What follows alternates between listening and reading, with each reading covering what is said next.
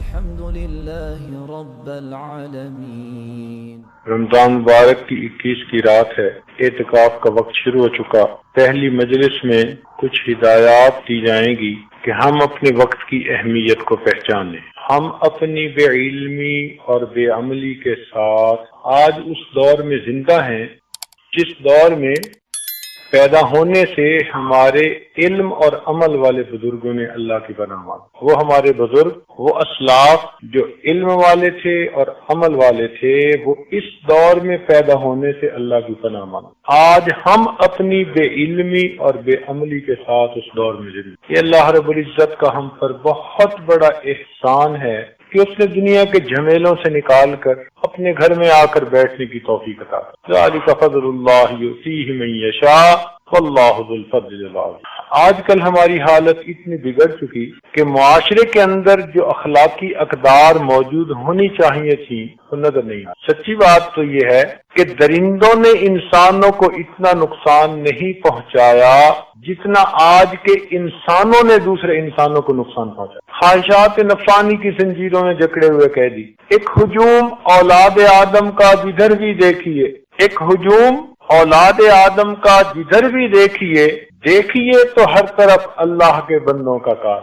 یوں دیکھو تو ہر طرف بھیڑ نظر آئے گی، اللہ کے بندے ڈھونڈنے لگو تو کوئی جا کر نہیں۔ حضرت مولانا احمد لاہوری رحمۃ اللہ علیہ اپنے درس قرآن میں ایک عجیب واقعہ سنایا کرتے تھے۔ فرماتے تھے کہ میں بازار جا رہا تھا، مجھے ایک بزرگ نظر آئے، ان کے چہرے کی نورانیت بتاتی تھی کہ یہ کوئی صاحب نسبت آدمی۔ میں نے قریب ہو کر سلام کیا، انہوں نے مجھ سے پوچھا احمد علی انسان کہاں رہتے ہیں؟ کہنے لگے میں نے ارد گرد دیکھا بازار بندوں سے بھرا ہوا۔ میں نے کہا حضرت یہ سب انسان ہی تو ہے۔ یہ بات سن کر انہوں نے عجیب سے انداز میں ایک نگاہ دوڑائی اور کہنے لگے یہ سب انسان ہے۔ ان کے کہنے میں کوئی تاثیر ایسی تھی کہ مجھ پر جو ایسی کیفیت ہوئی تو مجھے بازار کتے بلے جانور سے بھرا نظر آیا، کوئی خدا کا بندہ۔ جب میری یہ کیفیت ختم ہوئی وہ بزرگ تو چلے گئے تھے تو حضرت یہ واقعہ درس قرآن میں سنا کر فرمایا کرتے تھے اللہ تو سب کا ایک، اللہ تو سب کا ایک اور اللہ کا کوئی ایک۔ اللہ تو سب کا ایک اور اللہ کا ہزاروں میں نہ ملے گا، لاکھوں میں کوئی دیکھ۔ تو سچی بات تو یہی ہے کہ 100% شریعت پر عمل کرنے والے آج کے دور میں بہت تھوڑے، دائیں بائیں آگے پیچھے جدھر دیکھو بس خواہشات کی دنیا۔ جسم بوڑھے ہو رہے ہیں، آرزویں جوان ہو رہی ہیں۔ رات دن ہوں محو تن آرائی و تن پروری، یعنی اپنے جسم کو پالنے میں اور جسم کو سنوارنے میں لگا ہوا ہو۔ رات دن ہوں محو تن آرائی و تن پروری، وائے نادانی اسی کو زندگی سمجھا ہوں میں۔ آج کل کی عدالتیں انسانوں سے بھری نظر آئیں گی، یہ اس بات کی دلیل ہے کہ عداوتیں دلوں میں بھری ہوئی۔ جب عداوتیں دلوں میں بھرتی ہیں تب عدالتیں بھرتی۔ ایسے وقت میں اللہ رب العزت کی یاد کے لیے وقت کا فارغ کر لینا یہ اللہ رب العزت کی بڑی مہربانی، اور اسی میں سکون ہے اور اسی میں دل کا علاج۔ نگاہ الجھی ہوئی ہے رنگ و بو میں، نگاہ الجھی ہوئی ہے رنگ و بو میں، خرد کھوئی ہوئی ہے چار سو میں، نہ چھوڑے دل فغانے صبح گاہی، اما شاید ملے اللہ۔ مقصود کیا ہے کہ ہم دو رنگی کو چھوڑیں اور یک رنگی کی زندگی کو اختیار۔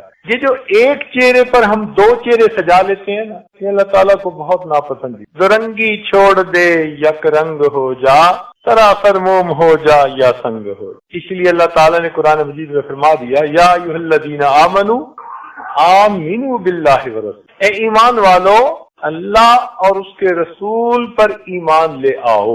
اب غور کرنے کی بات ہے کہ یہ کافروں کو تو نہیں کہہ رہے کہ یا ایھا الذین کفروا، مشرکوں کو بھی نہیں کہہ رہے کہ یا ایھا الذین اشرکوا، منافقوں کو بھی نہیں کہہ رہے کہ یا ایھا الذین نافقوا، وہ منافقوں نہیں۔ کن کو کہہ رہے ہیں؟ یا ایھا الذین آمنوا، اے ایمان والو، اور حکم کس بات کا دے رہے ہیں؟ آمنوا باللہ ورسول، اللہ اور اس کے رسول صلی اللہ علیہ وسلم پر ایمان لے آؤ۔ کیا مقصد؟ اے زبان سے اقرار کرنے والوں، اپنے دل سے بھی اس کی تصدیق کر دو۔ تو عرب ہے یا عجم ہے تیرا لا الہ الا، تو عرب ہے یا عجم ہے تیرا لا الہ الا، لغت غریب جب تک تیرا دل نہ دے گواہی، جب تک دل گواہی نہ دے گا تب تک یہ قبول نہیں۔ خرد نے کہہ بھی دیا لا الہ تو کیا حاصل، دل و نگاہ مسلمان نہیں تو کچھ بھی نہیں۔ یاد رکھیں، باہر مسجد بنانا آسان، اندر مسجد بنانا بڑا مشکل کام۔ یہ دل بھی تو مسجد ہے نا۔ حدیث پاک میں فرمایا گیا، نبی علیہ السلام نے ارشاد فرمایا، نہ میں زمینوں میں سماتا ہوں نہ آسمانوں میں سماتا ہوں، میں مومن بندے کے دل میں سما جاتا۔ تو یہ ہمارا دل بھی اللہ تعالیٰ کا گھر ہے، قلب عبداللہ عرش اللہ ہے، یہ اللہ کا کوٹھا ہے۔ تو پھر اس گھر کو بھی تو صاف رکھنا چاہیے۔ جو مٹی گارے کا بنا ہوا گھر، روز گھنٹہ لگاؤ صفائی کے لیے، اور جو گھر اللہ نے خود کہا کہ اس میں ہوتا ہوں، اس کی صفائی کے لیے ہمیں فرصت ہی نہیں۔ مسجد تو بنا دی شب بھر میں ایمان کی حرارت والوں نے، مسجد تو بنا دی شب بھر میں ایمان کی حرارت والوں نے، من اپنا پرانا پاپی ہے برسوں میں نمازی ہو نہ سکا۔ یہ جسم ہمیں مستعار ملا ہے، ادھار کا مال ہے۔ یہ جسم ہمارا، ہمارے پاس ادھار کا مال، ہماری ملکیت نہیں ہے، یہ پیدا کرنے والے کی ملک، مالک وہ ہے۔ ہمیں کچھ دیر استعمال کے لیے پروردگار نے عطا فرما دی، یہ ادھار کا مال ہے۔ اور جو ادھار کے مال پہ فریفتہ ہوا پھرے، اسی کو پاگل اور دیوانہ کہتے ہیں کہ ادھار کے مال پہ فریفتہ ہوا پھر۔ ہم اس جسم کو نیکی کے کاموں میں جتنا استعمال کر سکتے ہیں اتنا کریں۔ دستور یہی ہے، اگر گھر میں استری خراب ہو جائے اور ہم بھائی کے گھر سے منگائیں کہ جی ہمیں دفتر جانا ہے، تو بیوی ایک جوڑا استری نہیں کرتی، وہ اپنے بھی کر لیتی ہے، بچوں کے بھی کر لیتی ہے، 2-4 دن کے کر لیتی ہے، کہ اپنی استری آنے میں ٹائم لگ جائے گا تو ادھار لیا ہے، بار بار مانگی بھی نہیں جاتی۔ اب تھوڑی دیر میں جتنا کام نکال سکتے ہو نکالو۔ جس طرح ادھار کی چیز پہ تھوڑی دیر میں زیادہ سے زیادہ کام لوگ نکالتے ہیں، ہمیں بھی چاہیے، یہ جسم ادھار کا مال ہے، تھوڑے وقت میں اس سے زیادہ اللہ کی عبادت کریں۔ پچھلے سال جو عبادتیں کی آپ نے، آج آپ کو اس کی تکلیفیں یاد نہیں ہے، تھکاوٹ یاد نہیں ہے، مگر نامہ اعمال میں اس کا اجر موجود ہے۔ تو عبادتوں کی تھکاوٹیں تو اتر جاتی ہیں، مگر اجر نامہ اعمال میں موجود ہوا۔ اس لیے ہمیں اس جسم کو خوب تھکانا چاہیے۔ مومن کو چاہیے کہ نیکی کر کر کے تھکے، مومن کو چاہیے کہ نیکی کر کر کے تھکے اور تھک تھک کے نیکی کرے۔ ہمارے اکابر اتنی عبادت کرتے تھے کہ جب رات کو بستر پر سونے کے لیے جاتے، ایسے پاؤں اٹھاتے تھے جیسے تھکا ہوا اونٹ پاؤں گھسیٹ کے چلا کرتا، اتنی عبادت کر کے تھکے۔ انسانی وجود چکی کی مانند ہے، چکی میں گندم پیس لیں تو آپ نے فائدہ اٹھا لیا، اور خالی چلتی رہے گی تو نقصان دے۔ ہم بھی اگر اس جسم سے عبادت کر لیں تو ہم نے اس سے فائدہ اٹھا لیا، ورنہ یہ جسم بیکار رہا۔ بعض بزرگوں نے کہا کہ انسانی جسم برف کی مانند ہے، برف کو آپ ٹھنڈا پانی میں ڈال کے ٹھنڈا کر لیں تو برف سے فائدہ اٹھا لیا، اور اگر ایسا نہیں کریں گے تو برف نے تو پگھلنا ہی۔ ایک بزرگ فرماتے تھے کہ مجھے ایک برف والے نے سبق سکھا دیا۔ انہوں نے کہا وہ کیسے؟ کہنے لگے میں بازار میں گیا تو میں نے ایک برف والے کو دیکھا کہ اس کی برف پگھلتی جا رہی ہے اور قدرتاً خریدنے والا کوئی بھی نہیں۔ اب اس کو پریشانی لاحق ہے کہ اگر کوئی نہیں خریدے گا میری برف تو پگھل گئی، میرے پیسے تو ضائع۔ تو کہنے لگے میں نے اس کے دل پہ بڑی حسرت دیکھی، اور بالآخر وہ کھڑے ہو کر بازار میں آواز لگانے لگا، لوگوں رحم کرو اس شخص پر جس کا سرمایہ پگھل رہا، لوگوں رحم کرو اس شخص پر جس کا سرمایہ پگھل رہا۔ تو یہ زندگی بھی سرمایہ ہے جو پگھلتی چلی جائے۔ ہو رہی ہے عمر مثل برف کم، رفتہ رفتہ چپ کے دم بدم۔ جو دن آج ہماری زندگی میں غروب ہوا یہ لوٹ کے دوبارہ طلوع نہیں ہو سکتا، یہ دن گزر گیا، اب جو دن باقی ہیں وہ گزریں گے اور بالآخر زندگی گزر جائے۔ انسان یہی سوچتا رہتا ہے، جب پوچھتے ہیں نا ایک دوسرے سے سناؤ جی کیا حال ہے، وقت اچھا گزر رہا ہے، وقت اچھا گزر رہا ہے۔ ہم یہی کہتے ہیں وقت اچھا گزر رہا ہے، اچھا گزر رہا ہے، اور موت کے وقت پتہ چلتا ہے کہ وقت نے تو کیا گزرنا تھا، میں خود ہی گزر گیا، خود ہی بندہ گزر جاتا ہے۔ ہم جیسے کئی آئے اور گزر گئے۔ اس لیے کسی عارف نے کہا کہ بیکار انسان سے تو مردہ زیادہ بہتر ہے۔ بیکار انسان سے تو مردہ، اس لیے کہ مردہ کم جگہ گھیرتا ہے، بیکار انسان زیادہ جگہ گھیرتا ہے۔ آپ نے دیکھا ہوگا کہ جو پانی کھڑا ہوتا ہے نا اس میں کیڑے پیدا ہو جاتے ہیں۔ جس طرح کھڑے پانی کے اندر کیڑے جنم لے لیتے ہیں، اسی طرح فارغ ذہن کے اندر مذموم خیالات جنم لے لیتے۔ جو شخص اپنے دل و دماغ کو اللہ کی یاد کی طرف متوجہ نہیں رکھے گا، شیطانی، شہوانی، نفسانی خیالات خود بخود اس کے ذہن میں آئیں۔ انگریزی میں کہتے ہیں an idle man's brain is devil workshop۔ ہمارے اکابر نے زندگی کی حقیقت کو سمجھا اور انہوں نے اپنے جسم کو عبادتوں میں خوب تھکایا۔ نبی علیہ الصلوۃ والسلام اتنی عبادت فرماتے تھے، حدیث پاک میں آتا ہے حتی یتورمت قدماؤ، کہ نبی علیہ الصلوۃ والسلام کے قدمین مبارک کے اوپر ورم آ جایا کرتا، پاؤں مبارک سوج جاتے تھے، اتنی عبادت کرتے۔ امام اعظم ابو حنیفہ رحمۃ اللہ علیہ کے بارے میں لکھا ہے کہ رمضان المبارک میں ایک قرآن پاک دن میں تلاوت کرتے، ایک قرآن پاک رات میں تلاوت کرتے اور 3 قرآن پاک تراویح میں تلاوت کرتے، تو ٹوٹل ان کے 63 قرآن پاک ہو جاتے۔ ایک بزرگ تھے، ان کی 80 سال عمر تھی اور 80 سال کی عمر میں وہ روزانہ 70 مرتبہ کعبے کا طواف کیا کرتے تھے۔ ایک طواف کے ہوتے ہیں 7 چکر، تو 70 طواف کے 490 چکر، اور ہر طواف کی 2 رکعت واجب الطواف، تو 70 ضرب 2 140 تو نفلیں ہی ہو گئی۔ اب ہم اگر کسی دن 140 نفلیں پڑھیں نا تو پھر آخر پر ہمیں اللہ کی جگہ وہی اللہ نکلے گا۔ اور یہ ان کا زندگی کا ایک عمل، باقی اعمال اور معمولات اس کے علاوہ ہوا کرتے۔ امام ابو یوسف رحمۃ اللہ علیہ وقت کے چیف جسٹس تھے، عالم اسلام کے سب سے بڑے قاضی وہ تھے اپنے زمانے میں۔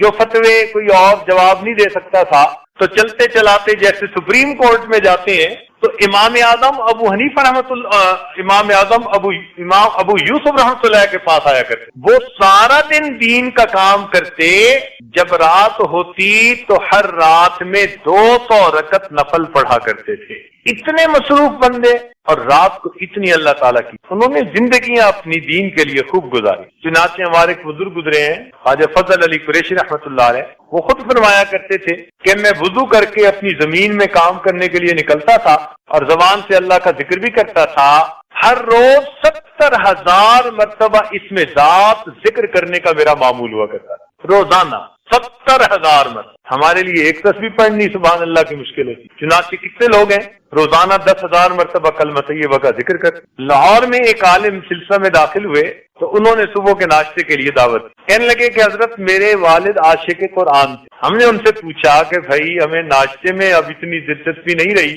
ان کے حالات سننے میں دلچسپی زیادہ ہو گئی ہے، آپ ہمیں اپنے والد کے واقعات سنائیں۔ وہ کہنے لگے یہ ایک واقعہ سناتا ہوں۔ میرے والد گرامی کو کسی بزرگ نے بتا دیا کہ اگر 2 سال تک روزانہ ایک قرآن مجید کی تلاوت کرو گے تو قرآن مجید کا فیض تمہاری آئندہ نسل میں جاری ہو جائے گا۔ میرے والد صاحب نے اس کے لیے ارادہ کر لیا، روز قرآن پاک پڑھنے کا معمول، ایک قرآن مجید روزانہ پڑھنا، سردی گرمی، خوشی غمی، صحت بیماری، دیس پردیس، ہر حال میں انہوں نے روزانہ ایک قرآن مجید پڑھا حتیٰ کہ 2 سال مکمل ہوئے۔ کہنے لگا اس کا نتیجہ عجیب ہے کہ میرے والد کے جتنے بیٹے اور جتنی بیٹیاں، ان کے آگے جتنے بیٹے اور جتنی بیٹیاں 10 سال سے اوپر کی عمر میں ہیں، سب کے سب قرآن پاک کے حافظ ہیں۔ میرے والد کی نسل میں نرینہ اولاد یا مادینہ اولاد کوئی بھی جو نسل آگے چلی ہے، ہمارے خاندان کا 10 سال کے اوپر کا ہر بچہ قرآن پاک کا حافظ۔ اللہ، یہ لوگ ابھی زندہ ہیں، فوت شدہ لوگوں کی باتیں نہیں کر رہا۔ اگر یہ لوگ آج کے اس دور میں اتنی اللہ تعالیٰ کی عبادت کر سکتے ہیں تو کیا ہم روزانہ ایک پارہ قرآن مجید کی تلاوت نہیں کر سکتے؟ ہمارے قریبی رشتہ داروں میں سے ایک بزرگ تھے، عالم تھے، وہ کہنے لگے کہ میں جب اپنے حضرت سے بیعت ہوا تو انہوں نے مجھے ایک قرآن پاک روزانہ قرآن تلاوت کا حکم دیا۔ خود مجھے فرمانے لگے کہ اس وقت مجھے بیعت ہوئے 43 سال کا عرصہ گزر چکا، ان 43 سالوں میں ایک دن میری تلاوت قضا نہیں۔ اگر یہ لوگ ایسے عمالنامے لے کر اللہ کے حضور پیش ہوں گے کہ 43 سال میں ایک دن بھی قرآن مجید کا ایک پارہ پڑھنا اس میں ناغہ نہیں ہوا، تو پھر سوچیں کہ ہم اس دن کیا کریں گے۔ کرنے والے آج کے دور میں بہت کچھ کر رہے ہیں۔ ہم نے تو دیکھا حفاظ کو بھی رمضانی حافظ، بس رمضان آیا تو دن رات کر کے کچھ بھاگ دوڑ کر کے کچھ کر لیا، اور اس کے بعد ان میں اور عام نوجوان میں کوئی فرق نہیں۔ ہمارے قریبی تعلق والے ایک دوست ہیں، ان کی والدہ صاحبہ قرآن مجید کی حافظ ہیں۔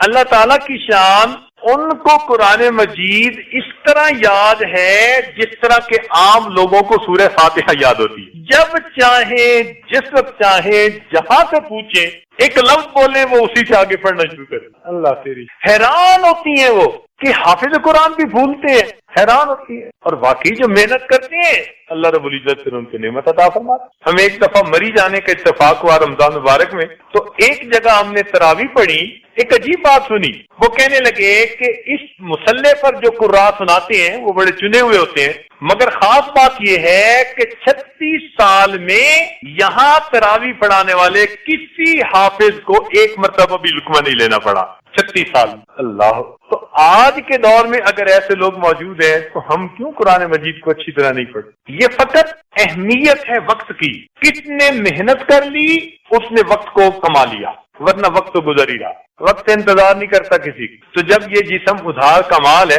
ہمیں چاہیے کہ ہم اس سے جتنا زیادہ عبادت کر سکیں, نیکی کر سکیں, مخلوق خدا کی خدمت کر سکیں, دین کام کر سکیں, ہم اس کو خوب اللہ کے دین کے لیے تھکائیں. فارغ رہنا خوشی کی بات نہیں ہے, عدیم الفرصت ہو جانا یہ خوشی کی بات. فرصت ہی نہیں ملتی جی, اتنا دین کے کام میں انسان لگ جائے. ایک صاحب چند دن پہلے ملنے کے لیے آئے, 16 سال سے صائم الدہر تھے, 16 سال سے متواتر روزے کی حالت میں زندگی کی. اور ہمارے قاری صاحب جن کو ہمارے بعض دوستوں نے دیکھا ہوگا, اس سال اجازت بھی دی, خلافت بھی دی, چترال کے تھے.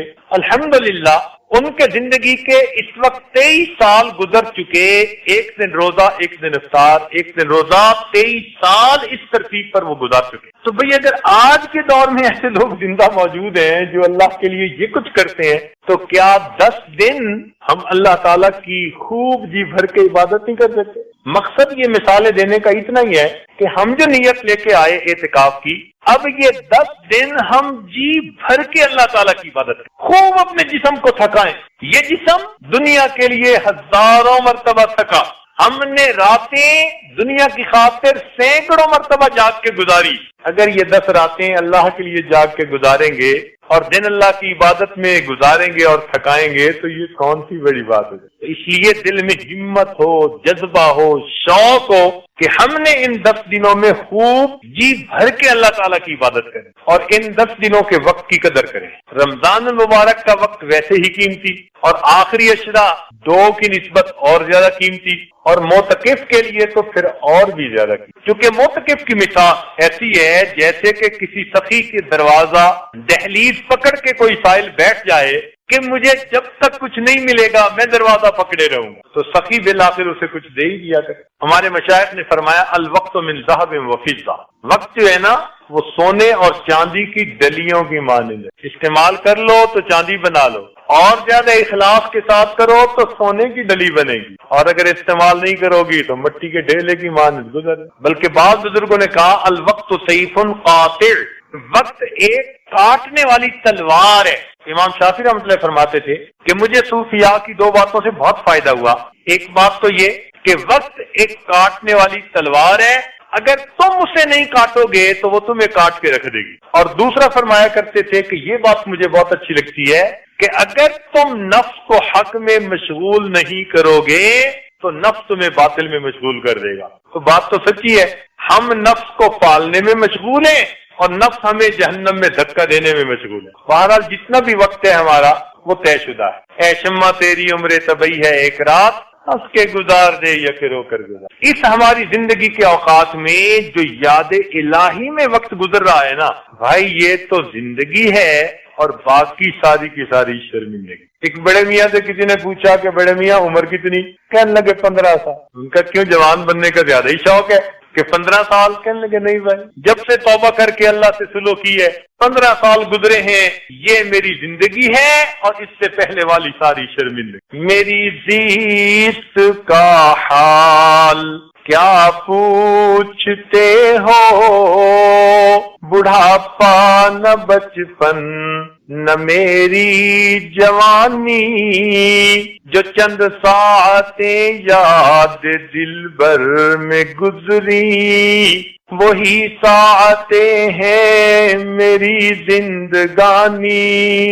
جو چند ساعتیں اللہ کی یاد میں گزر گئیں وہ میری زندگی ہے, اور باقی ساری کی ساری شریف. ایک بزرگ گزرے ہیں اویس کرنی رحمت اللہ. قرن ایک قبیلہ تھا، اس کے رہنے والے تھے. یہ نبی علیہ السلام کے دور میں تھے، والدہ کی خدمت کرتے تھے. ان سے اجازت لے کے نبی علیہ السلام کے دیدار کے لیے حاضر ہوئے، مگر اللہ کے محبوب سفر پر جا چکے تو پیچھے والدہ اکیلی تھی، بیمار تھی، اس لیے ویسے ہی واپس آ گئے. جب نبی علیہ السلام تشریف لائے اور آپ کو پتہ چلا تو معتبر کتابوں میں لکھا ہے کہ نبی علیہ السلام نے اپنا جبہ حضرت عمر رضی اللہ عنہ کو دیا اور کہا کہ تم ان کی تلاش کرنا، فلاں فلاں جگہ نشانیاں بتائیں کہ وہاں تمہیں ملیں گے، اور ان کو یہ جبہ میری طرف سے ہدیہ پیش کرنا اور ان کو کہنا کہ وہ میری امت کی مغفرت کی دعا کرے. چنانچہ کچھ عرصے کے بعد نبی علیہ السلام کا وصال ہو گیا. تو بعد میں حضرت عمر رضی اللہ عنہ اور حضرت علی رضی اللہ عنہ یہ دونوں حضرات ان کی تلاش میں گئے، ان کو ایک جگہ پا لیا، ان کو جبہ بھی دیا، ان کو بتایا بھی صحیح. کتاب میں لکھا ہے کہ بس تھوڑی سی گفتگو آپس میں ہوئی تو اس کے بعد اویس کرنی رحمت اللہ علیہ نے کہا کہ آپ نے بھی آخرت کی تیاری کرنی ہوگی اور میں نے بھی آخرت کی تیاری کرنی ہے، اچھا پھر روز معاشر کو ملے. آپ نے بھی تیاری کرنی ہوگی، جیسے کل شادی کی تقریب ہے، آپ نے بھی تیاری کرنی ہوگی اور میں نے بھی تیاری کرنی ہے، اچھا روز معاشر ملا. ان کو رخصت کرنی. ہمارے ایک بزرگ گزرے حضرت مولانا حسین علی وہاں بچرا والے، ان کے بارے میں بھی یہی ہے. کوئی بھی ملنے آتا تھوڑی دیر اس سے گفتگو کرتے جو کام کی گفتگو تھی، اور گفتگو کرنے کے بعد کہتے بھائی آپ نے بھی آخرت کی تیاری کرنی ہے اور میں نے بھی تیاری کرنی ہے، اچھا پھر ملے، فارغ کر دے. کیسے لوگ تھے، ہر دن اپنی آخرت کی تیاری میں لگے ہوئے. چنانچہ ایک آدمی نے رابعہ بصریہ سے دعا کروانی تھی، کسی پریشانی میں پھنسا ہوا تھا. وہ کہتا ہے کہ میں فجر کے بعد گیا ملنے کے لیے تو وہ نفلیں پڑھ رہی. میں نے کہا زور کے بعد صحیح. پھر گیا تو نفلیں پڑھ رہی تھی. میں نے کہا عصر کے بعد صحیح. عصر کے بعد گیا تو تلاوت قرآن کر رہی تھی. تو مغرب کے بعد صحیح. تو پھر نفلیں پڑھ رہی تھی. کہنے لگے عشاء کے بعد. میں نے کہا عشاء کے بعد بھی انہوں نے نفل کی نیت باندھی، رکوع ہی نہیں کر رہی تھی.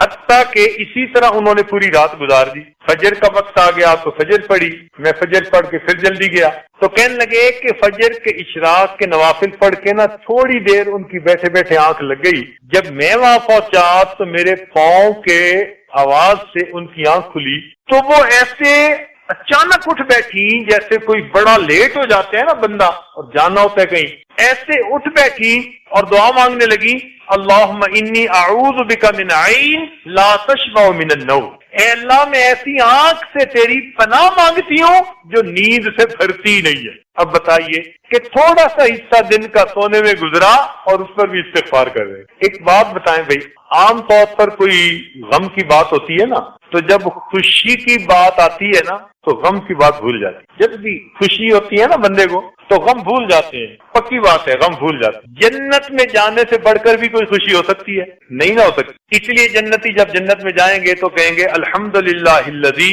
اذهب عنا الحزن، ہم سے وہ غم چلا گیا. تو اب تو جنت میں کوئی بات نہیں ہونی چاہیے غم والی.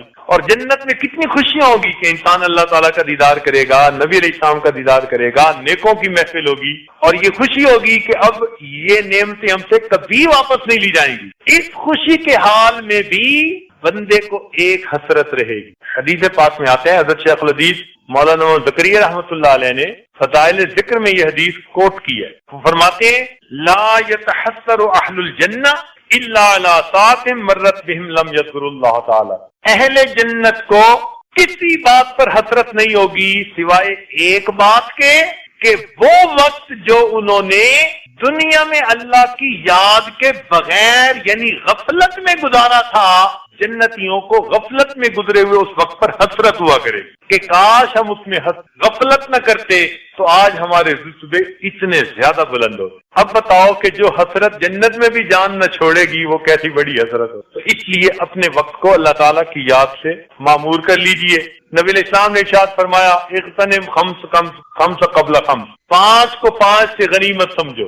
زندگی کو غنیمت سمجھو موت سے پہلے، فرصت کو غنیمت سمجھو مشغولی سے پہلے، جوانی کو غنیمت سمجھو بڑھاپے سے پہلے، مال کو غنیمت سمجھو فقر سے پہلے، اور صحت کو غنیمت سمجھو بیماری. ایک اور حدیث پاک میں نبی علیہ السلام نے فرمایا نعمتان، 2 نعمتیں ایسی ہیں کہ جن میں اکثر لوگ کوتاہی کر جاتے ہیں، الصحہ والفراغ. صحت اور فرصت دونوں نعمتیں ہوتی ہیں، ان کی جو قدر کرنی چاہیے تو وہ قدر نہیں کرتے. حدیث پاک میں یہ مضمون. تو ہمیں چاہیے کہ ہم اپنے وقت کی قدر کریں جو پروردگار نے ہمیں انعام کے طور پر عطا فرما دیں۔ بس یہ 10 دن ہے، ڈٹ کے محنت کر لیجئے، پھر اس کی برکتیں آپ کو دیکھیں آنکھوں سے محسوس ہوں۔ کسی شاعر نے کہا نور میں ہو یا نار میں، نور میں ہو یا نار میں رہنا، ہر جگہ ذکر یار میں رہنا، نور میں ہو یا نار میں رہنا، ہر جگہ ذکر یار میں رہنا، چند جھونکے خزاں کے بس سہ لو، پھر ہمیشہ بہار میں رہنا۔ بس یہ چند دن محنت کے گزارے، پھر اس کی برکتیں آپ آنکھوں سے دیکھیں انشاءاللہ۔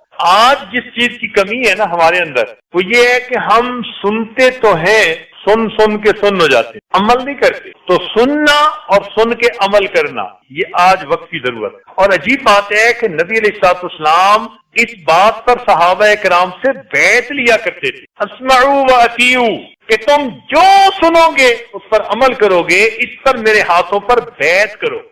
اس لیے جو لوگ سنتے ہیں اور اس پر عمل کرتے ہیں، اللہ تعالیٰ ایسے لوگوں کو پسند فرماتے ہیں۔ الذین یستمعون القول فیتبعون احسن، تو سننے کی نیت یعنی عمل کی نیت سے بیٹھ کر سنیں گے ہم ان باتوں۔ ایک جگہ ارشاد فرمایا ان فی ذلک لآیات لقوم یسمعون، اس میں نشانی ہے اس قوم کے لیے جو سنتے ہیں۔ اور ایک جگہ فرمایا وَلَوْ أَرَادَ اللَّهُ خَيْرٍ لَأَسْمَعَهُمْ، اگر اللہ ان کے ساتھ خیر کا ارادہ کرتا تو ان کو بات سنوا دیتا۔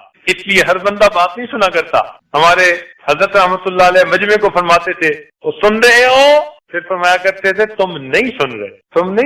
تو واقعی سننے کا بھی اپنا درجہ ہوتا ہے۔ جہنمی جہنم میں جائیں گے نا تو فرشتے ان سے پوچھیں گے کہ تم لوگ کیوں جہنم میں آئے، تمہیں کوئی سمجھانے والا نہیں تھا؟ تو جہنمی آگے سے جواب دیں گے لو کننا نسمع، اے کاش اگر ہم سن لیتے، او ناقلو، یا ہمارے اندر عقل کی رتی ہوتی، ما کننا فی اصحاب السعیر، تو ہم دوزخ والوں میں سے نہ ہو۔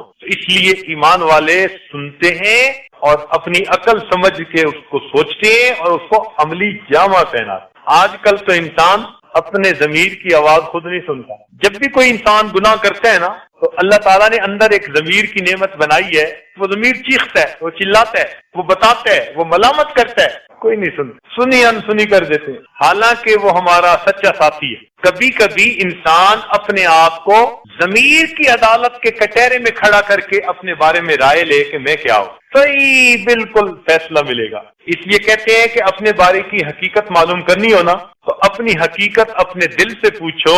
دل وہ گواہ ہے جو کبھی رشوت قبول نہیں کرتا، سچی گواہی دیتا ہے۔ دل ہمیشہ بتائے گا کہ تم کتنے پانی میں ہو۔ دنیا کے سامنے ہم جو بنتے پھرے، بل الانسان علی نفسہ بصیرہ ولو القی معاذی۔ آج کے زمانے میں، آج کے اس وقت میں 5 خامیاں عام ہیں، 5 خامیاں بہت عام ہیں۔ پہلی بات کہ ہم علم تو حاصل کر لیتے ہیں، عمل میں اتنی کوشش نہیں کرتے۔ اس لیے جس سے بات کرو وہ کہے گا جی مجھے پتہ ہے، بھئی جانتے تو سب ہیں، اللہ تعالیٰ تو دیکھیں گے مانتے کتنا ہے۔ اگر نمت علم کے اوپر مغفرت ہونی ہوتی تو شیطان کی تو ہم سے پہلے ہو جاتی، اس کے علم میں تو کوئی ہمیں شک نہیں ہے۔ تو نمت علم کے اوپر نہیں ہوگی مغفرت۔ جس طرح چراغ جلائے بغیر فائدہ نہیں دیتا، اسی طرح علم عمل کے بغیر فائدہ نہیں دیتا۔ دوسری بات کہ ہم اللہ تعالیٰ کی نعمتیں تو مانگتے ہیں، استعمال بھی کرتے ہیں، مگر ان نعمتوں کا شکر ادا نہیں کرتے۔ ہمارے اوپر اللہ تعالیٰ کی ان گنت نعمتیں، وَإِن تَعُدُّوا نِعْمَتَ اللَّهِ لَا تُحْصُوهَا، اگر تم اللہ تعالیٰ کی نعمتوں کو گننا چاہو تم شمار بھی نہیں کر سکتے۔ اتنی ان گنت نعمتیں ہیں مگر ہم اللہ تعالیٰ کا شکر ادا نہیں۔ کوئی شربت پلا دے تو اس کا بھی شکریہ، اور جو پروردگار دسترخوان پہ اتنی نعمتیں کھلاتا ہے، پیٹ بھر کے اٹھنے کے بعد وہ کھانے کی دعا یاد ہی نہیں رہتی۔ اس لیے ایک بزرگ فرماتے تھے کہ اے دوست، اللہ تعالیٰ کی نعمتیں کھا کھا کر تیرے دانت تو گھس گئے، اس کا شکر ادا کرتے ہوئے تیری زبان نہ گھس سکی۔ تیسری بات کہ ہم گناہ کر بیٹھتے ہیں مگر استغفار نہیں کرتے۔ بعض تو اس وجہ سے کہ وہ سوچتے ہیں کر لیں گے، یعنی نیت ہوتی ہے گناہ چھوڑنے کی مگر کہتے ہیں ہاں ابھی چھوڑیں گے۔ اکمال الشیام میں عجیب بات لکھی، وہ فرماتے ہیں بزرگ، اے دوست تیرا توبہ کی امید پر گناہ کرتے رہنا، اے دوست تیرا توبہ کی امید پر گناہ کرتے رہنا اور زندگی کی امید پر توبہ کو مؤخر کرتے رہنا تیری عقل کا چراغ گل ہونے کی دلیل ہے۔ یہ اس بات کی دلیل ہے کہ تیرے عقل کا چراغ گل ہو۔ رابعہ بصریہ فرمایا کرتی تھی استغفارنا یحتاج استغفار، کہ ہم لوگ جو استغفار کرتے ہیں اتنی غفلت سے کہ استغفار پر استغفار کرنے کی ضرورت ہے. اور ایک بات یہ کہ ہم میت کو تو دفن کرتے ہیں مگر عبرت نہیں پکڑتے. ایک صاحب عجیب واقعہ سنانے لگے، کہنے کہ میرے ہمسائے میں ایک صاحب تھے، ان کی وفات ہو گئی تو ہمیں بھی صدمہ ہوا. تو میں نے اپنے گھر میں بچوں کو بتا دیا کہ بھائی اب گھر میں 1 مہینہ کم از کم ٹی وی آن نہیں ہونا چاہیے، کیونکہ ہمارے سامنے والے پڑوسی ان سے ہمارا اتنا اچھا تعلق ہے. تو ان کو اتنا صدمہ ہوا، اور ان کے والد جوان العمر تھے اور اچھا کاروبار تھا.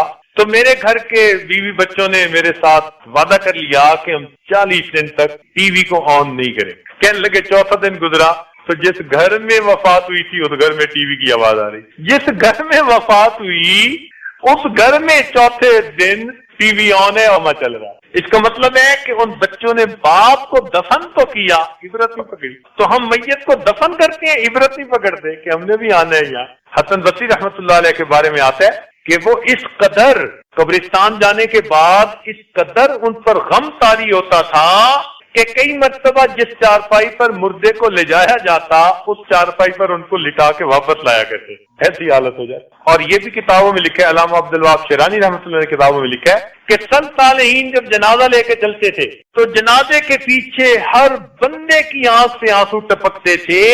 باہر والے بندے کے لیے پہچاننا مشکل ہوتا تھا کہ جنازے کا ولی کون ہے. سارے جو روتے نظر آ رہے ہوتے تھے موت کو یاد کر کے، آخرت کو یاد کر کے، گناہوں کو یاد کر کے.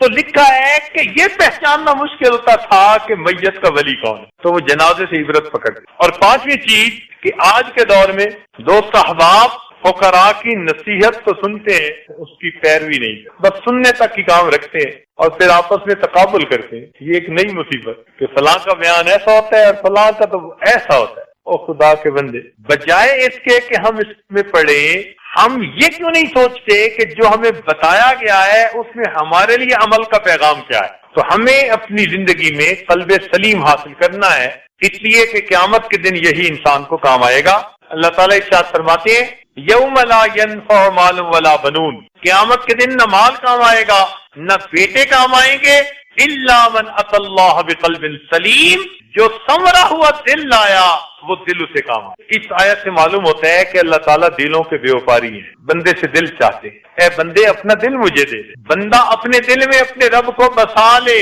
ایسی محنت کرے کہ اللہ تعالیٰ دل میں آ جائے، اللہ تعالیٰ دل میں سما جائے، بلکہ اللہ تعالیٰ دل میں چھا جائے. اس کو قلب سلیم کہتے ہیں، قلب منیب. لقمان علیہ السلام نے اپنے بیٹے کو نصیحت کی. یہ اسی افریقن کنٹری کے رہنے والے تھے، غلام تھے، مگر حکمت نے ان کو سردار بنا دیا تھا. تو انہوں نے اپنے بیٹے کو نصیحت کی کہ اے بیٹے، میں سورج اور چاند کی روشنی میں پرورش پاتا رہا. اے بیٹے، میں سورج اور چاند کی روشنی میں پرورش پاتا رہا، مگر دل کی روشنی سے زیادہ فائدے مند میں نے کسی چیز کو نہیں دیکھا. تسخیر مہر و ماہ مبارک تمہیں مگر، تسخیر مہر و ماہ مبارک تمہیں مگر، دل میں اگر نہیں تو کہیں روشنی نہیں. ڈھونڈنے والا ستاروں کی گزرگاہوں کا، ڈھونڈنے والا ستاروں کی گزرگاہوں کا اپنے افکار کی دنیا میں سفر کر نہ سکا، اور جس نے سورج کی شعاؤں کو گرفتار کیا زندگی کی شب تاریخ سحر کر نہ سکا. ساری جہان کو کمکموں سے روشن کرنے والا اپنے من میں اندھیرا لیا بھی. تو اگر من میں اندھیرا ہے تو پھر قیامت کے دن کیا کام ہے. یاد رکھنا کہ دل سیاہ ہو چمکتی آنکھیں کوئی فائدہ نہیں دیا کرتی. دل سیاہ ہو تو چمکتی آنکھیں کوئی فائدہ نہیں دے. ایک بزرگ فرمایا کرتے تھے کہ تم اپنے دل کے مالک بن جاؤ گے، اللہ تعالیٰ تمہیں جہان کا مالک بنا دے. تم اپنے دل کے مالک بن جاؤ. پھر دیکھیے اللہ رب العزت کیسے تم پر مہربانیاں فرماتے. دل گلستہ تھا تو ہر شے سے ٹپکتی تھی بہار، یہ بیاباں کیا ہوا عالم بیاباں ہو. تو دل اہل اللہ کی محفل میں سنورتے ہیں. ہم یہاں اکٹھے ہیں اپنے دلوں کو سنوارنے کے. تو بس یہ آپ ذہن میں رکھیے کہ ہم نے جو یہ 10 دن ہیں یہ کوئی بھی گناہ نہیں کرنا، نہ آنکھ سے، نہ زبان سے، نہ کان سے، نہ دل دماغ سے، نہ ہاتھ سے، نہ شرمگاہ سے.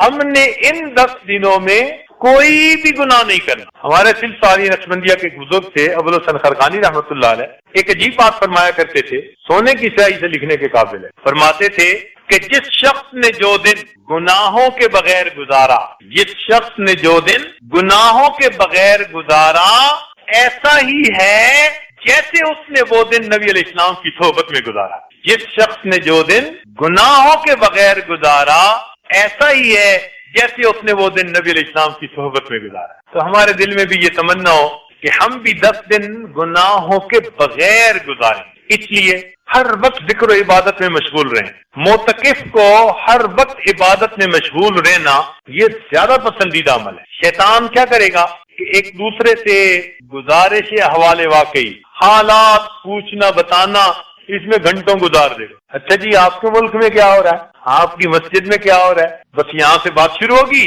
اور پھر کاروبار کے تذکرے شروع ہو جائیں گے، گھر بار کے تذکرے شروع ہو جائیں گے، اور اگر نوجوان ہے تو اپنی شادی کی پلاننگ کے تذکرے شروع ہو جائیں گے، بات پہنچی تیری جوانی تک۔ اس لیے معتکفین حضرات ایک دوسرے سے بس کام کی گفتگو کریں اور تفصیلات بعد میں، اعتکاف کے بعد ضروری جو گفتگو ہو بس وہ کریں، اس سے زیادہ نہیں۔ حضرت اقبال ثانی رحمۃ اللہ علیہ کی خانقاہ پر بڑے بڑے علماء آتے تھے اپنی تربیت کے لیے، اور ان کی خوب تربیت ہوتی تھی۔ حضرت قاری محمد طیب رحمۃ اللہ علیہ نے جب نظام سنبھالا نا دارالعلوم دیوبند کا، تو جوانی بھی تھی اور اللہ نے حسن و جمال بھی خوب دیا تھا اور علم کا کمال بھی خوب دیا تھا اور لوگوں کے دلوں میں محبت بھی بہت دی تھی۔ تو انہوں نے حضرت اقبال ثانوی رحمۃ اللہ کو خط لکھا کہ حضرت کبھی کبھی میرے دل میں خود پسندی آ جاتی ہے۔ خود پسندی کا کیا مطلب؟ اپنے آپ کو پسند کرنا کہ میرے اندر بڑی صفات ہیں، جوانی میں دارالعلوم کا محتمم بھی ہوں، اللہ نے اتنا علم بھی دیا کہ لوگ واز سنتے ہیں تو سر سنتے ہیں، اور خوبصورتی بھی اللہ نے اتنی زیادہ دی، اور مال و منال بھی دیا، عزت بھی دی، ہر بندہ بچتا چلا جا رہا ہے۔ تو اس وجہ سے نا میرے دل میں کبھی کبھی خود پسندی پیدا ہو جائے۔ حضرت ثانوی رحمۃ اللہ نے خط لکھا کہ اچھا آپ سب کچھ کسی کے حوالے کر دو اور 1 مہینہ کے لیے یہاں ہمارے پاس آ جائے۔ تو 1 مہینہ کے لیے فوراً پہنچ گئے تھانہ بھون۔ تو جب وہاں پہنچے تو حضرت نے فرمایا کہ بس آپ اپنا دن گزاریں جیسے گزارتے ہیں، ایک کام کرنا ہے کہ جو لوگ مسجد میں آتے ہیں نا داخل ہوتے ہیں ان کے جوتے سیدھے کر دینا۔ اتنی سی ڈیوٹی لگا دی کہ آپ کا کام یہی ہے کہ جوتوں کے پاس بیٹھے رہیں اور جو مسجد میں آئیں جائیں ان کے جوتے سیدھے کر دیں۔ قاری محمد طیب رحمۃ اللہ خود لکھتے ہیں کہ میں نے چند دن جوتے سیدھے کیے، میرے اندر سے خود پسندی اور تکبر کا ہمیشہ کے لیے ازالہ ہو۔ چند دن جوتے سیدھے کیے، اپنی اوقات کا پتہ چل گیا۔ کاف بارا حروف اصلی اس کا جنازہ نکال کے رکھ دیا۔ تو ایسے ہی ان حضرات کے پاس نسخے تھے کہ وہ تکبر، خود پسندی اور ایسی بیماریوں کو جڑ سے اکھاڑ کے پھینک دے۔ چنانچہ ایک دفعہ ان کے پاس اس خانقاہ میں حضرت مفتی محمد شفیع رحمۃ اللہ علیہ بھی پہنچ گئے اور مولانا بنوری رحمۃ اللہ علیہ بھی پہنچ گئے۔ اب دونوں حضرات جوان نئے نئے پڑھ کے فارغ ہوئے اور شوق میں گئے کہ بھائی ہم نے دارالعلوم میں تو پڑھ لیا، اب کچھ بزرگوں کی بھی صحبت اختیار کریں۔ عشاء کی نماز ہوئی تو جو پرانے لوگ تھے وہ سب اپنے اپنے کمروں میں، چھوٹے چھوٹے کمرے بنے ہوئے تھے، اب بھی جا کے دیکھیں تو ایسے ہی ہے، اسی حال میں باقی ہیں۔ اب یہ حضرات ایک کمرہ ان کو دیا گیا تھا، تو یہ جب اپنے کمرے میں گئے تو کسی ٹاپک پہ بات چل پڑی، تو دونوں عالم تھے اور ازبر تھی چیزیں اور بڑے ذہین اور فتین تھے۔ اب آپس میں خوب بحث چلنی شروع ہو گئی، دلائل چلنے شروع ہو گئے۔ ابھی دلائل چل رہے تھے کہ وہ جو بڑے میاں تھے نا، جو نگران تھے، وہ آگے اپنا کھوٹا لے کے کہنے لگے کہ شہزادو پہلے دن آئے ہو، تمہیں ابھی پتہ نہیں یہاں کا، یہاں عشاء کے بعد کوئی نہیں بات کر سکتا، کرنی ہے تو اپنے دل میں اپنے رب سے باتیں کرو، بس ایک دوسرے سے نہیں کر سکتا، کیونکہ پہلا دن ہے۔ لہذا آج میں آپ کو تنبیہن کہہ رہا ہوں، آج کے بعد میں نے پھر آپ دونوں کو بات کرتے دیکھا تو دونوں کے بستر خانقاہ سے اٹھا کے باہر رکھ دیے جائیں گے۔ خود فرمایا کرتے تھے یہ حضرات کہ اس بڑے میاں کی بات نے نا ہمارا دماغ سیدھا کر دیا، پھر ہم صحیح آداب کے ساتھ رہے اور ہمیں پھر اللہ نے چپ کے مزے عطا فرما دیے۔ چپ کے بھی تو مزے ہوتے ہیں نا بھائی، ہر بندہ واقف نہیں ہے۔ آج کل کھانے کے مزے سے لوگ واقف ہیں اور فاقے کے مزے سے واقف نہیں ہے، بولنے کے مزے سے واقف ہیں، چپ کے مزے سے واقف نہیں ہے، سونے کے مزے سے واقف ہے، جاگنے کے مزے سے واقف نہیں ہے۔ تو چپ کا اپنا مزہ ہے۔ اس لیے جو جتنا بڑا عالم ہوگا نا، آپ اس کو دیکھیں اکثر وہ زیادہ خاموش کہہ رہا ہے شور دریا سے سمندر کا سکوت، کہہ رہا ہے شور دریا سے سمندر کا سکوت، جتنا جس کا ظرف ہے اتنا ہی وہ خاموش۔ تو ہم بھی کام کی بات کریں اور گپوں سے ہم احتراز کریں، پرہیز کریں، یہ چیز نقصان دیتی۔ جو نمازیں پڑھنی ہے نا ان 10 دنوں میں، وہ بھائی بنا سنوار کے نماز کوشش کریں کہ موقع اللہ تعالیٰ نے دے دیا، وقت دے دیا، اس کو کہتے ہیں تعدیل ارکان کے ساتھ نماز پڑھنا، یعنی رکوع سجود جم کے کرے، تسلی سے۔ پنجابی میں کہتے ہیں ٹھہا کے نماز پڑھنا، یعنی ٹکا کے نماز پڑھنا، یوں سمجھ لیں۔ تو ان 10 دنوں میں ہم اپنی نمازیں خوب توجہ اللہ کے ساتھ پڑھنے کی کوشش، خشوع کے خضوع کے ساتھ پڑھنے کی کوشش، تسلی سے، جیسے کوئی تسلی سے نماز پڑھتا ہے نا، بس ایسے تسلی سے نماز پڑھیں اپنے رب کے ساتھ۔ اس کی مشق کریں، آپ مشق کیجئے گا، اللہ رب العزت انشاءاللہ رحمت فرمائے۔ حضرت شاہ اسماعیل شہید رحمۃ اللہ علیہ ایک دفعہ گئے اپنے شیخ سید احمد شہید رحمۃ اللہ علیہ سے ملنے کے لیے، تو شاہ صاحب نے پوچھ لیا کہ شہزادے میاں کیا چاہتے ہو، شہزادے میاں کیا چاہتے ہو؟ تو کہتے ہیں آگے سے پتہ نہیں میرے دل میں کیا آیا، تو میں نے کہہ دیا کہ حضرت مجھے صحابہ جیسی کوئی نماز ہی پڑھا دے، ہم ہوتے تو کاروبار کی اچھائی کی دعا منگواتے یا نیک خوبصورت بیوی ملنے کی دعا منگواتے۔ تو انہوں نے دعا کیا منگوائی کہ حضرت کوئی صحابہ جیسی نماز ہی ہمیں پڑھائیں۔ کہنے لگے، سن کے خاموش ہو گئے۔ رات ہوئی تو تہجد میں اٹھا تو مجھے فرمان لگے، بھائی اٹھ گئے؟ ان کا جی اٹھ گیا۔ فرمان لگے، جاؤ اللہ کے لیے وضو کرو۔ فرماتے ہیں ان الفاظ میں پتہ نہیں کیا بجلی بھری تھی کہ اللہ کے لیے وضو کرو، کہ میرے دل پر ایک عجیب اللہ کی ہیبت عظمت طاری ہو گئی، اور میں نے جو وضو کیا تو مجھے ایسے لگ رہا تھا کہ جیسے اللہ تعالیٰ دیکھ رہے ہیں اور میں ان کے سامنے وضو کر رہا ہوں۔ کہنے لگے وضو کر کے آیا؟ تو فرمان لگے وضو کر لیا؟ میں نے کہا جی کر لیا۔ فرمانے اللہ کے لیے 2 رکعت پڑھو۔ ایسے انداز سے انہوں نے، اصل میں وہ توجہ باطنی بھی ساتھ مل رہی تھی، تو فرمایا اللہ کے لیے 2 رکعت پڑھو۔ تو یہ رکعت جو میں نے سنی نا اللہ کے لیے، تو بس اب تو میں نے 2 رکعت کی نیت باندھی اور بس میرے اوپر گریہ تاری شروع ہو گئی، اور میں 2 رکعت پڑھوں اور میرا دل میں خیال آیا کہ میں نے تو بھائی صحیح نہیں پڑھی، پھر اگلی 2 رکعت، پھر اگلی 2 رکعت، کرتے کرتے اس رات میں نے 100 نفل پڑھے اور میری 2 رکعت پر بھی تسلی نہ ہوئی۔ بعد میں پھر شیخ نے بتایا کہ صحابہ ایسی نمازیں پڑھا کرتے کہ اپنی طرف سے ٹکا کے پڑھتے تھے اور پڑھنے کے بعد کہتے تھے ما بدنا کا حق کا عبادتک وما رفنا کا حق کا مال۔ یہ صحابہ کی نماز۔ تو بھائی ان دنوں میں ہم بھی تعدیل ارکان کے ساتھ اس طرح نماز پڑھیں۔ یہ ذہن میں رکھنا، دلوں کے اجتماع کو اللہ کے ہاں قبولیت میں بڑا دخل ہے۔ اب آپ سنیے کہ ہر روز پوری دنیا میں اپنے اپنے گھروں میں لاکھوں انسان بلکہ کروڑوں مسلمان روزانہ دعا مانگتے ہیں، مگر وہ اپنے اپنے گھروں میں مانگتے ہیں، اللہ تعالیٰ کی طرف سے ان کی قبولیت کا وعدہ کوئی نہیں ہے۔ اور چند لاکھ مسلمان میدان عرفات میں اکٹھے ہو جاتے ہیں، اب ان کے دل جمع ہو گئے ایک جگہ۔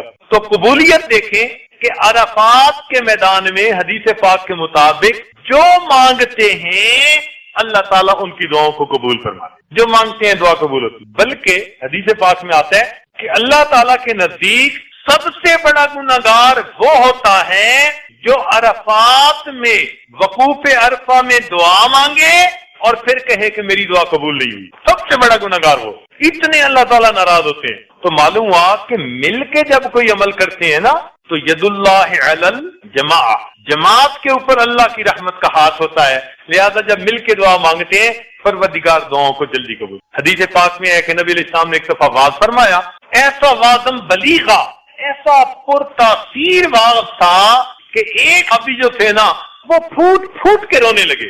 جب نبی علیہ السلام نے محفل مکمل کی تو نبی علیہ السلام نے فرمایا ان کا رونا اللہ تعالیٰ کو اتنا پسند آیا، ان کی وجہ سے پوری محفل کے لوگوں کی مغفرت فرما دی۔ تو بھائی اتنے لوگ جو ہر محفل میں دعا مانگیں گے تو کوئی ایک تو اللہ کا مقبول ہوگا ہی صحیح نا، کوئی خدا کا بندہ تو ہوگا ایسا۔ ہم گناہگار سے ہی پتہ نہیں کیسے کیسے دل میں تقویٰ والے لوگ بیٹھے ہوئے۔ تو اس لیے اس وقت کو غنیمت سمجھیں اور اس میں ہم خوب اللہ تعالیٰ سے دعائیں مانگیں۔ ایک اصول یاد رکھ لیں کہ جو انسان دنیا میں اللہ رب العزت سے دوستی کرنے کی نیت کرے گا، کوشش کرے گا، جو انسان دنیا میں اللہ رب العزت سے دوستی کی کوششیں کرے گا، قیامت کے دن اللہ اس کو دشمنوں کی صفوں میں کبھی کھڑا نہیں فرمائے، کبھی کھڑا نہیں کرے گا۔ اس مالک کی رحمت گوارا نہیں کرے گی۔ یہ دنیا میں مجھ سے دوستی کی کوششیں کرتا تھا اور مجھ سے دوستی کی دعائیں مانگتا تھا، اس کو میں دشمنوں کی صف میں کھڑا کر دوں، اللہ تعالیٰ کی رحمت کبھی گوارا نہیں کرے۔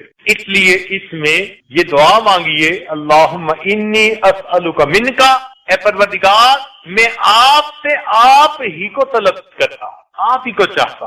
اللہ تعالیٰ کی محبت مانگیے، پھر دیکھیے اس محبت میں اللہ تعالیٰ ہمیں کیسی برکت عطا فرمائیں۔ یہ ہماری خوش نصیبی ہے کہ ہمیں اللہ تعالیٰ نے ایک موقع اور دے دیا رمضان مبارک کا، ورنہ حقیقت تو یہی ہے کہ ہمارے گناہوں کو دیکھا جائے، چہرے ہی مسخ ہو جاتے، زمین میں ہی دھس جاتے، پتہ نہیں کیا کیا عذاب آنے کے قابل تھے، مگر اس پروردگار نے پھر مہربانی کی، اپنے گناہگار بندوں کو اپنے در پر دہلیز پکڑ کر بیٹھنے کا ایک موقع اور عطا فرمایا۔ تو اللہ تعالیٰ کا ارادہ خیر کا ہے، وہ دینا چاہتا ہے۔ وہ پروردگار اپنے در پر آنے والوں کو خالی نہیں بھیجا کرتا، سخی دنیا کا نہیں سننا چاہتا کہ لوگوں کی محفل میں کوئی فقیر کہے تو جی میں نے آپ کے در سے مانگا تھا مجھے ملا نہیں تھا۔